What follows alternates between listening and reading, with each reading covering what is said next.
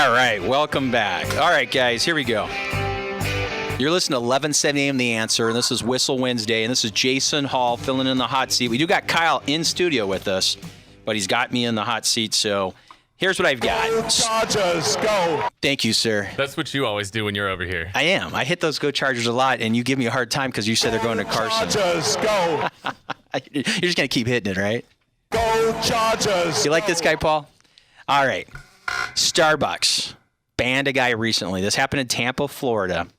This gentleman, here's how it goes. He was watching all these people pull into the parking lot, and the handicap spots were right there in front.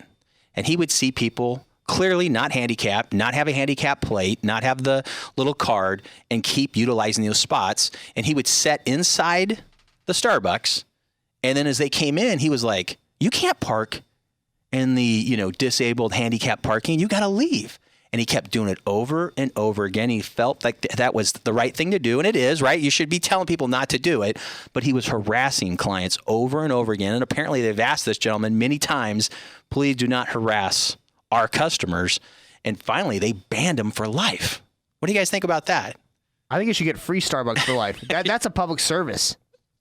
It really is, right? I totally agree. Here's what it says. I haven't gotten to the point of harassing people, but I've mentioned something when I've seen that in the past. He felt his actions were necessary because of the limited parking options for disabled people at the Southdale Mabry Starbucks store in Tampa. And sometimes in some of those Starbucks, there's maybe one or two handicap parking spots. So I totally understand where he's coming from. Yeah, they're showing a picture. There literally is one or two, and it's quite a ways for anybody else to park. And he may have somebody, and I haven't read the whole story, but he may have somebody who was disabled. Maybe they pulled up, couldn't get in, and now he's trying to take it in his own hands. And I think just like PETA jumps on top of anything to do with animals, ADA will probably jump on the bandwagon with that because he's doing something good for disabled people. And I think ADA will jump on and support and maybe even try to protest against Starbucks because how are you going to hate on somebody who's doing the right thing? You know what? It's probably how he did it, right? None of us were there. But if you walked into Starbucks and some guy's like, just yelling at you, what are you doing parking in there? And he's doing it to everybody. You could see it causing some issues. Right, Dave, Marci? What do you guys think? I think he should be able to just sit outside. He doesn't have to be in the store. You can sit outside. You're in Tampa. It's warm. Right. You know what I'm thinking? Dress up as a cop. Just sit there. Nobody's going to park in those spots. That would have been easier. He doesn't have to say anything, right? Because who's going to park there when the cop's just sitting there in front of those spots? Would have accomplished the same thing, but it is Tampa. It's pretty humid. He probably doesn't want to sit outside. Maybe that's why he's inside. Right. And maybe he just really enjoys giving people a hard time. Maybe that's it. So let's get into some commercial real estate loans, Dave and Marci. So let's talk about that. So commercial real estate loans. So the first thing I want to, the biggest differentiator between a commercial real estate loan and a residential loan is the underwriting process. To get a residential loan, you have to qualify as an individual through your personal income. Right. So we're looking at the debt income ratio of you personally. We're looking at your credit score. We're looking at your assets. Right. So on the commercial side, it's a lot more about how the property itself is functioning. So a lender is going to need to make sure that the income that's coming in, less the expenses, is well over, and we usually like to look at a ratio of 1.25 plus, well over what the debt payment would be. What does that mean to me listening? 1.25 plus on a coverage ratio. So let me back up. So when we do our underwriting process, we take a rent roll in, which shows all the tenants in the building what they're paying. So let's say the rent's $10,000. Right. So we take that, we deduct whatever the operating expenses of the property are, which are, property taxes, insurance, maintenance, the repairs and maintenance, utilities, et cetera, property management. So that gives us the final line item, which we call the net operating income. And that number has to be greater than what the debt payment is going to be. Makes sense, right? Because if that number is not greater than the debt payment, probably not heading down the right road. So a lot of times the borrower might be able to carry it even if the debt payment is larger, but lenders pretty much across the board need to make sure that the property can carry itself. Okay, I gotcha. So that's the difference in the underwriting process.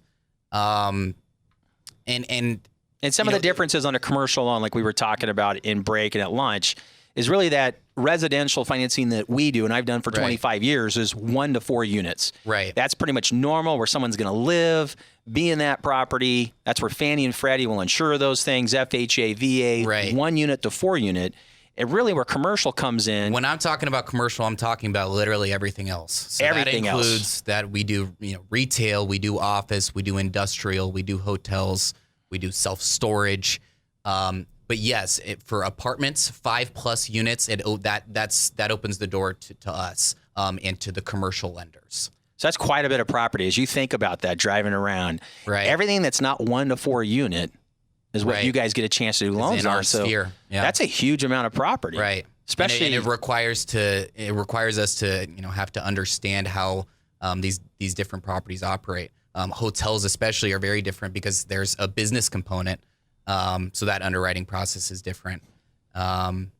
Let's talk about But- Pacific Southwest Realty Services. I know Sure. you guys been in business for like ever. So a little bit of history about us. We've been in operation since 1972.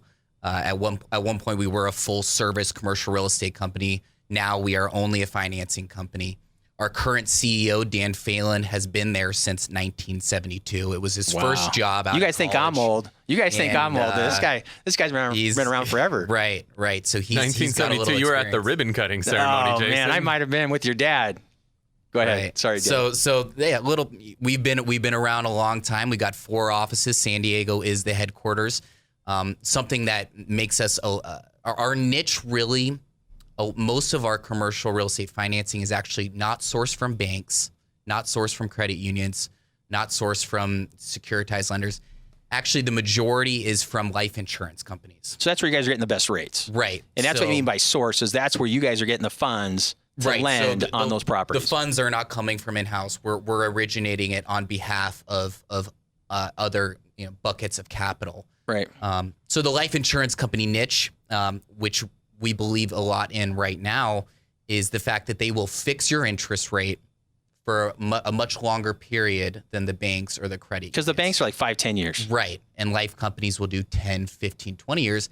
And that pitch really works well right now because we have historically low interest rates. Right. What do you have anything to add, Marci?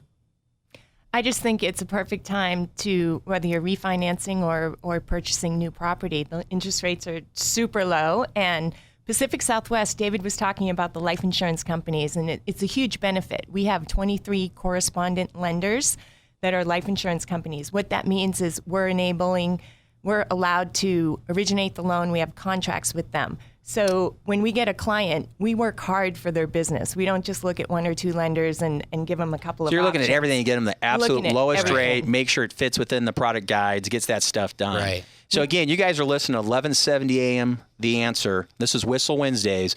In studio, along with Kyle and I, we have Marci and David, commercial real estate lenders with Pacific Southwest Realty Services. So Dave, let's talk a little bit about how you got your start. You may not know this, but Kyle's dad was a big commercial real estate broker here in town for many, many years, probably actually knows your boss and the president of the company. And he's been now retired, but that's where Kyle kind of got his start. And now Kyle's transitioned into residential. I know your mother is a real estate agent She is. and has been for years. And so you've seen that end, but you picked commercial. I did, and I have a strong interest in the residential side, but I did feel I more naturally inclined to the commercial side. So Why? this was my Yeah, because Kyle wants to know why. You know why? Right. Probably What because attracted you to commercial? Well, my uncle was a developer, and he had a relationship with Dan Phelan, our CEO. Dan Phelan provided all of his financing, whether it was construction or permanent financing on his commercial properties. He introduced me to the CEO. And Dan told me all about the company, about the history, and Trained you about up, what they mentored did, you, right? And I was sold. But like The Kyle other- said, what's the other difference? Why? Well, Did you just see there's- the negative there's- side on residential being, mom's been an agent or? I like the fact that when the majority of my borrowers that I work with are very sophisticated borrowers. So So you're talking 8 to 5. They're not as emotional. They're not yelling and screaming like Right, Kyle and I get those right, calls right. in our staff. right. So it's a little bit different. Yeah, but it's been my only job since I graduated from USD in 2013, and So you went to there's a USD, lot of- Triton? Yeah, Torero. UCSD Why am I is thinking the Tritons. I always mix this up, right, Kyle? You went to UCSD. That's the Triton. Correct. You're You're not- Torero, yeah, USD. You're not the All only that matters one is SDSU. Exactly. Thank you. Aztecers for life, right, Paul? Me We're and Paul all love one Aztecs. big San Diego family. That's all that matters. Yeah. All right, so go on. But Torero. So there's a big opportunity in the field. It's kind of an older field. It's very baby boomer centric. So there's an opportunity for that to kind of pass on to the next generation, which is me. Which is you. Right. And so that's why you got involved. I definitely remember that, going to some of the commercial real estate meetings and being the youngest person there by 40 years most of the time. I mean, it's definitely, there's an old guard when it comes to commercial real estate, but there's a lot of new guys, that are coming up and using technology. Like when I worked with my dad, he would print out the information on a property, then he would fax it over to his clients. And it was like, Dad, there's this thing called email, right? But that's what's cool is, for the younger generation, there's such an opportunity to come into an industry that for the most part has been slow to evolve and slow to change. And so when the younger guys like you or I come in, we can really just show people things that they've never seen before, whether it's analyzing the numbers on a deal, whether it's ways to market, their properties for sale. I mean, there's just so many opportunities that are out there. It's amazing. So let's talk about commercial property. So is it still hot? I know rates are low. So you mentioned that rates are low. Right. Yes. What's your take on commercial properties? We'll get Kyle's here in a minute too. Obviously, we know what happened in 2006, 2007. Prices got completely out of whack, not only on the residential side, but also on the commercial side. We've seen the commercial real estate market heat up again. Is it in a bubble? Maybe. I don't know if we can say for sure. I think the economy is much more stable now than it was back in 2007. But we didn't go off a cliff like we did before. I mean, we literally, as an economy, went off a cliff. Yeah. So the key indicator we look at of how aggressively are commercial properties trading, we look at the cap rate, and the lower the cap rate, the more someone's willing to pay for the income that they can receive from the property. We've seen cap rates go way down. So what are you seeing cap rates on apartment buildings right now? On Class A apartments. And what's Class A? About 5%. Sub 5 in coastal areas. So what's Class A though? So that Class I A, understand. it's new, relatively new property in very good shape, and also in a primary location. We're seeing cap rates on those trade for sub 5 and sometimes even sub 4. Wow. And historically, where they've been at, guys? 6 to 8. Right. Wow. Yeah. So, okay. All right. So, wow. So it still can give you a little bit nervous. Right. But at least as long as it doesn't go crazy low, where was it prior to the crash? Well, I was in high school prior to the crash. Yeah. But I still tracked the market pretty closely. It was at a similar level. Okay. All right. Maybe a little higher. A little bit higher. Interest rates were a little bit higher.